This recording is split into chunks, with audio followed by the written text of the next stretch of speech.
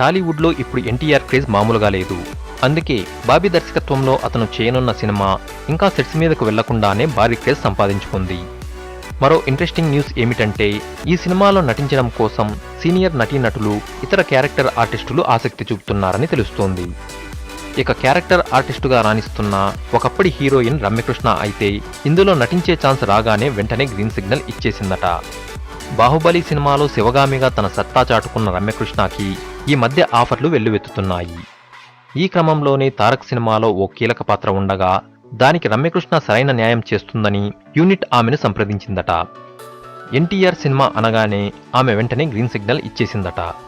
అలాగే స్క్రిప్టుతో పాటు తన పాత్ర కూడా నచ్చడంతో ఈ సినిమాలో ఖచ్చితంగా చేస్తానని రమ్య అంగీకరించినట్లు తెలుస్తోంది.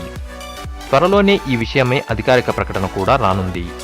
గతంలో సింహాద్రి, నా అల్లుడు సినిమాల్లో ఎన్టీఆర్తో కలిసి నటించిన రమ్య ఇప్పుడు ఇన్నాళ్ల తర్వాత మళ్లీ అతని మూవీలో కీలక పాత్రలో నటించడం విశేషం. కాగా ఇందులో ఎన్టీఆర్ సరసన కాజల్ అగర్వాల్, నివేదితా థామస్, అనుపమాలను కథానాయకులుగా ఫిక్స్ చేశారు. ప్రస్తుతం ప్రీ ప్రొడక్షన్ కార్యక్రమాలు జరుపుకుంటున్న ఈ మూవీ సంక్రాంతి తరువాత సెట్స్ పైకి వెళ్లనుంది. ఈ చిత్రాన్ని కళ్యాణ్ రామ్ తన సొంత ప్రొడక్షన్ హౌస్ ఎన్టీఆర్ ఆర్ట్స్ పై భారీ బడ్జెట్తో నిర్మించనున్నారు.